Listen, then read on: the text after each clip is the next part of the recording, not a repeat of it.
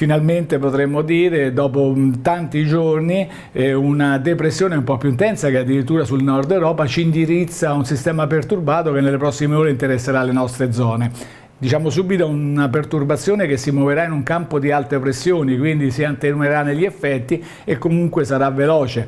Però cosa succede? Porterà aria nuova, masse d'aria nuove che scalzeranno l'aria stagnante che da diversi giorni, settimane interessa di noi, e con esso scalzerà anche il materiale inquinante. Quindi c'è un cambio d'aria che farà abbassare notevolmente i picchi di inquinamento. Più in dettaglio, quindi prevediamo da stanotte, quindi per domani, un cielo nuvoloso, molto nuvoloso, con precipitazioni diffuse e a tratti anche con qualche piovasco.